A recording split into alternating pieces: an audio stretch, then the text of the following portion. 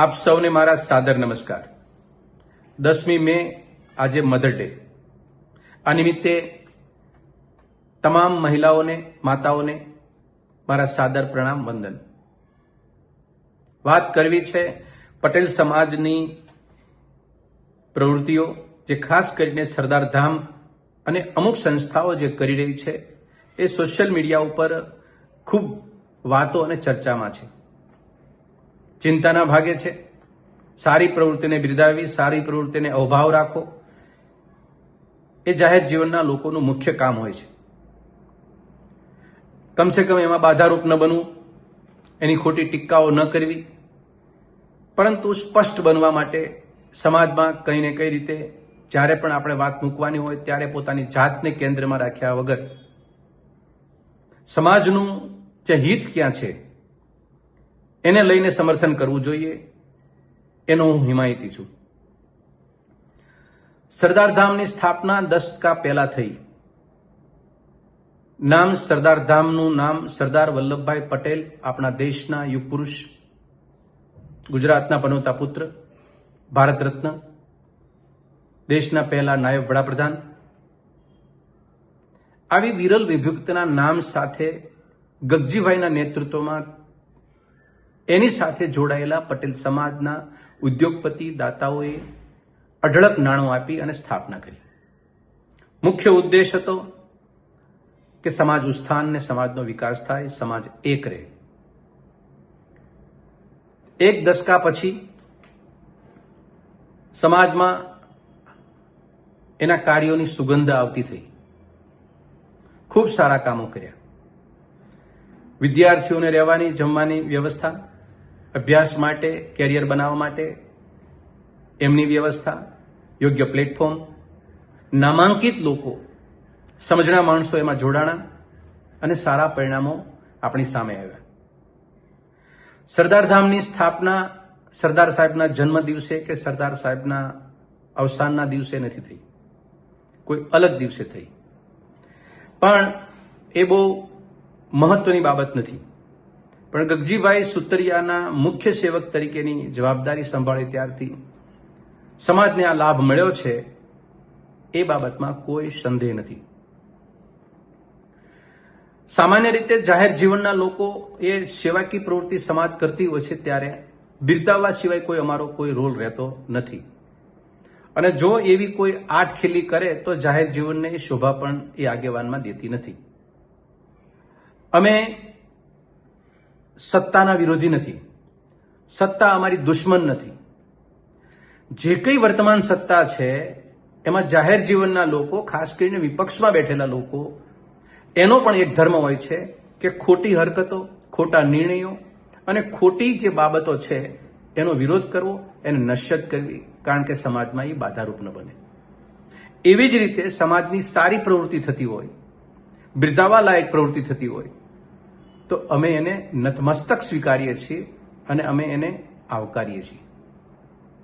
પરંતુ સમાજની અંદર બેઠેલા દાતાઓના પૈસા, એના નાણાં, દાતાઓની ભાવના, દાતાઓની હાજરી અને દાતાઓના અહોભાવથી કરોડો રૂપિયાના ખર્ચે આવી સંસ્થાઓ નિર્માણ પામે છે ત્યારે કોઈ એક વ્યક્તિ કે એકલ દોકલ વ્યક્તિ એ સમાજની સેવા કરવાની સુગંધની ઓઠા નીચે કોઈ રસ્તો બદલીને, કોઈ રાજનીતિના પ્રભાવમાં આવીને કોઈ એવી હરકત કરવા માટે આગળ વધે તો સમાજના ટ્રસ્ટીઓએ, સમાજના લોકોએ, સમાજમાં જેને દાન આપ્યું છે એ લોકોએ કે મારા જેવા જાહેર જીવનના લોકોએ એક વખત કમસે કમ આનો અંદેશો આપવો જોઈએ કે તમારો હેતુ છે એ કંઈ ને કંઈ રીતે બદલી રહ્યો છે।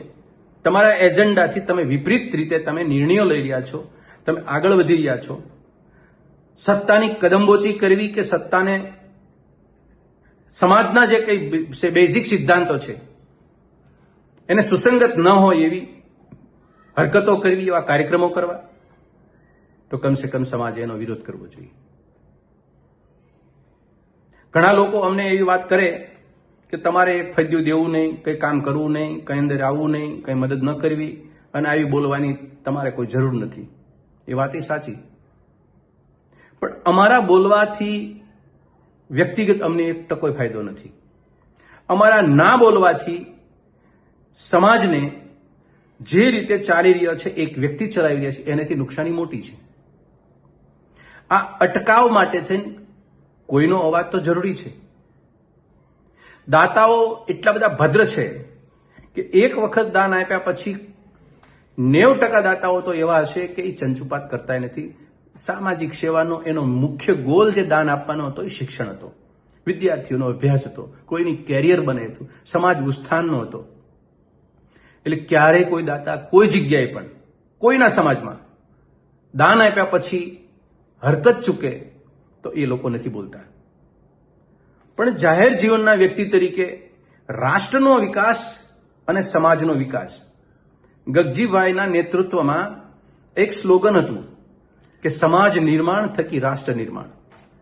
જ્યારે રાષ્ટ્ર નિર્માણના પર્યુમાં આવે છે ત્યારે અમે લોકો અંદર હોઈએ છીએ, મતલબ મારા જેવા અનેક જાહેર જીવનના લોકો, કે સમાજ નિર્માણ થકી રાષ્ટ્ર નિર્માણ થાય તો સમાજ નિર્માણની અંદર બાધારૂપ બાબતો છે એને કરેક્ટ કરવી જોઈએ. તમે કોઈ સત્તાને તમે અભિભૂત થઈ જાઓ, સત્તાની તમે કદમબોચી કરો તો તમારો રસ્તો છે એ બદલી શકે છે, કે રસ્તો તમારો બદલી ચૂક્યો છે એવો અંદેશો સીધો મળી જશે. સરદાર સાહેબનું નામ રાખ્યા પછી હેતુ તો બહોળો હતો, ઉમદા હતો. સરદાર ધામ શબ્દ એક વિરલ વિભૂતિ સાથે જોડાયેલો છે, અને જ્યારે સરદાર સાહેબનું નામ રાખવામાં આવે ત્યારે સરદાર સાહેબના કાર્યો, સરદાર સાહેબની જીવનચરિત્ર, સરદાર સાહેબના નિર્ણયો, સરદાર સાહેબ શું કહેતા હતા, સરદાર સાહેબ શું કરતા હતા, આ તમામ ઇતિહાસ એની સામે આવ્યો હશે ત્યારે જ સરદાર સાહેબનું નામ પસંદ કર્યું હોય. અને આ તમામ મુદ્દાઓ કયા હતા એમાં 4-5 મુદ્દાઓ સરદાર ધામના મુખ્ય સેવક ગગજીભાઈને હું કહેવા માંગુ છું કે સરદાર સાહેબનો વિચાર શું કામ હતો, શું હતો, અને સરદાર સાહેબ શું વિચારતા હતા રાષ્ટ્ર માટે. પહેલી બાબત એ છે કે ગુલામીની માનસિકતામાંથી તમે બહાર આવો. બીજી બાબત સરદાર સાહેબ કહેતા અન્યાય સામે અવાજ ઉઠાવો. ત્રીજી બાબત એ કે અંદરો અંદર તમને કોઈ લડાવી ન જાય એની કાળજી રાખજો. સમાજ એકતા કે રાષ્ટ્રની એકતા એ આપણા સૌનું મોટું હથિયાર છે, એક તાકાત છે. આ એકતા ન તૂટે એની કાળજી રાખજો. સરદાર સાહેબે પોતાના જીવનમાં આઝાદી પછી આ એકતા અને અખંડિતતા માટે, દેશને એક સૂત્રે બાંધવા માટે 562 રજવાડાને ભેગા કરી એક તાતણે જોડી અને દેશની તાકાત ઊભી કરવાનું કામ સરદાર સાહેબે પોતાના જીવનમાં કર્યું છે. ગુજરાતમાં અનેક પાટીદાર સમાજની સંસ્થાઓ ચાલે છે. અમારા જેવા જાહેર જીવનના વ્યક્તિ માત્ર 2 સેલની બેટરી જેટલો પ્રકાશ ફેંકે છે. અલગ અલગ બેનરોમાં સમાજ વહેંચાયેલો છે. સરદાર સાહેબના વિચાર અને સરદાર સાહેબના ડગલે ચાલુ હોય 562 રજવાડા જો ભેગા કરી શકે એવો કદ્દાવર નેતા તમારા ગોત્રમાં હોય, મૂર્તિ તમે જબરજસ્ત મૂકતા હોય, તો તમને કોઈ સંદેશો એ દિવસમાં આપતો નથી. માણસ પ્રવેશ દ્વારથી તમે દાખલ થાઓ અને સરદાર સાહેબ સામે જુઓ તો સંદેશો તમને સરદાર સાહેબમાંથી નથી મળતો કે 25 પ્રકારના બેનરો ઉપર બેનરો વધારતા ગયા છો અને સરદારની સામે આપણે સંદેશો કંઈક બીજો આપી રહ્યા છીએ. આપણી હરકતો, આપણા નિર્ણયો અને આપણી નિર્ણયોની ફલશ્રુતિ સમાજને ખૂબ નુકસાન કરે એવી પરિસ્થિતિનું ડેવલપ થઈ રહ્યું છે. આ અટકવા જેવી બાબત છે. સરદાર સાહેબ કહેતા હતા કે તલવારની કિંમત ત્યારે જ હોય કે જ્યારે મ્યાન કરેલી હોય. સત્તાની એટલી બધી નજીક ન જાઓ અને ખબર પડી જશે કે સત્તાની નજીક છો, ઉઘાડા પડી જશો. અને એ તલવાર બહાર નીકળી જાય છે ત્યારે વિનાશકારી સિવાય બીજું કશું વધતું નથી. આપણે ઉઘાડા ન પડવું. કોઈ પણ સત્તા આવે અને જાય, એ સત્તાને સત્તા સુધી રહેવા દો, સમાજ સમાજનું કામ કરતો રહે. મને નથી યાદ કે 10 વર્ષની અંદર ગગજીભાઈના નેતૃત્વની અંદર સમાજની વિચારધારા, વ્યક્તિની વિચારધારા તમામ પક્ષો સાથે જોડાયેલી છે. એક પક્ષને એટલું પ્રાધાન્ય આપી અને તમે ઓડિયન્સને શું સંદેશો આપો છો? તમે એવું સાબિત કરી દીધું છે કે અમે એક વિચારધારાને સમર્પિત છીએ. સરદાર ધામના ટ્રસ્ટની અંદર આવી કોઈ જોગવાઈ નહીં હોય, એના બંધારણમાં નહીં હોય. આ એકતા તોડવાનું સૌથી મોટું હથિયાર તમે હાથમાં લઈને ફરો છો. સમાજ સંગઠિત ભાવના અને સમાજને સંગઠિત કરવાનો હેતુ માત્ર તમે 5-25 વિદ્યાર્થીઓને કે 5 લાખ વિદ્યાર્થીઓને કેરિયર બનાવી એ સિદ્ધ નથી થતું. તમે 2 દિવસથી હું જોઉં છું સોશિયલ મીડિયા ઉપર ગગજીભાઈ સુતરિયાને કેટલીક ગાળો પડે છે. કેવા તમે તો બહુ સારા કામ કર્યા છે. હું આ ગાળ નથી લઈ શકતો, તમે લખી શકતો કે નથી તમને દઈ શકતો, કારણ કે તમારી કામગીરી પાયામાં ખૂબ ઊંચી છે. ખૂબ સારી ભાવના સાથે તમે શરૂઆત કરી છે કામની. હું બિરદાવું છું, સલામ કરું છું, મારા જેવા લાખો લોકો સલામ કરતા હશે. પણ આ વર્ગ ગાળું કામ દે છે તમને, એના માટે શું તમે વિચારો છો? આવો ભદ્ર માણસ, એટલો નિરાળો માણસ, એટલો મહેનત 24 કલાક સમાજ માટે ખરપે, એ માણસને સમાજ ગાળ કેમ દે? વલ્ગર ભાષાઓ વાપરે છે તમારા માટે. એ પણ પીડા અમારી છે. કોઈ નેતા સમાજમાંથી ઉત્થાન માટે, સમાજના ઉત્થાન માટે આગળ આવે એ માણસને આવી રીતે કચરો કરી નાખે કોઈ? કોની ભૂલ છે આમાં?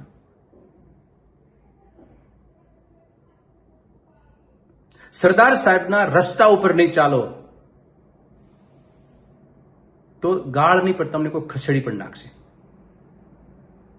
તમારી તાકાત સમાજ છે, તમે નથી. તમને જો સમાજનો માણસ જો ગાળ દેતો થયો તો એ તમારી સમાજની સંગઠિત ભાવના નથી. તમારે એવા નિર્ણયો નથી લીધા કે સમાજ તમારી સાથે જોડાયેલો રહે. તમારી પાસે માત્ર પદ છે અત્યારે ગગજીભાઈ, પદ. એક સમયે તમે પદથી નીચે ઉતરશો તો આ સમાજ તમારી સામે કોઈ છીકડી નહીં સૂંઘે. મારી ગંભીરતાપૂર્વક વાત સાંભળવાનો પ્રયત્ન કરજો અને સ્વીકારવાનો પ્રયત્ન કરજો. આવી ભૂલ ના કરો. સમાજ ક્યારે તૂટ્યો છે, ત્યારે વિચારોથી વિચલિત થયો છે. એ સત્તામાં બેઠેલા લોકો, પાવરમાં બેઠેલા લોકો ભૂલ કરે ત્યારે સમાજ ખંડિત થાય છે. સરદારે તો 562 રજવાડાને એક મણકાને એક તાર નીચે પરોવ્યા હતા, એકતાને સ્થાપિત કરી હતી. એટલે હું તમે એની છબી લગાડીએ છીએ અને મોટી મોટી પ્રતિમાઓ મૂકીએ છીએ. ગગજીભાઈ હજી એક વાત બહુ ભૂલી ગયા છે કે સરદાર સાહેબનું પ્રથમ કેરેક્ટર શું હતું? એ દમ, દોડ, જૂઠ, પાખંડ અને મૂર્તિમાં માનતા નહોતા. શાંત ચિત્તે વિચારજો. તમે તમારા સત્તામાં પ્રમુખ સેવક તરીકે બેઠા પછી કેટલી જૂઠી વાતો તમે સ્વીકારી, કેટલી દંભી વાતો તમે સ્વીકારી, કેટલી પાખંડ વાતો તમે સ્વીકારી, કેટલા સત્તાને સમર્પિત થઈ ગયા અને સમાજ ભૂલી ગયા કેટલી વાતો સ્વીકારી, અને વાસ્તવવાદી વાતોને કેટલી અવગણી. ગંભીરતાપૂર્વક વિચારજો. તમને આનો અરીસો મળી જશે.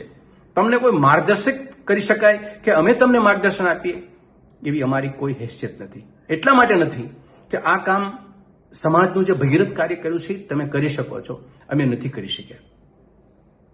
એટલે એક બાજુ તમને વિનંતી અને એક બાજુ તમને નમન કરીએ છીએ કે તમે જે વિનંતી કે તમે આમાંથી કંઈક બોધપાઠ લો. અને સરદારની સ્ટેચ્યુ છે, સરદારની પ્રતિમા, પ્રવેશ દ્વારે જ્યાં સરદાર ધામની સ્થાપના થાય છે ત્યાં સરદાર, કદ્દાવર સરદાર તમે બેઠા હોય છે, ઉભા હોય છે.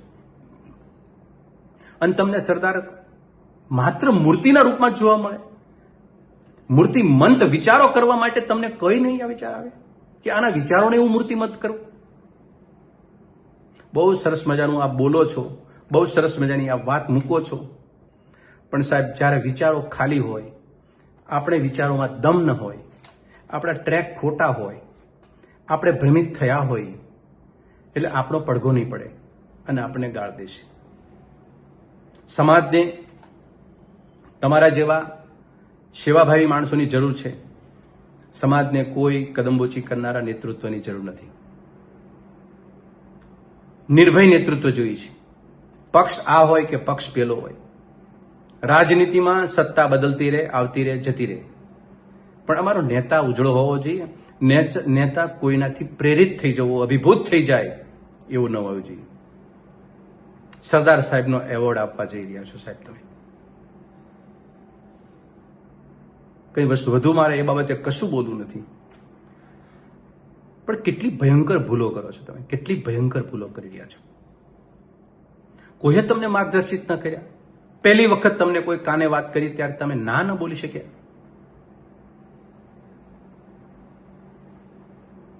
ખમીરવંતો ખેડૂત કેશુભાઈ પટેલ અને મહારાજા કૃષ્ણકુમારસિંહજી આ એવોર્ડ માટે તમને યાદ ના આવ્યા?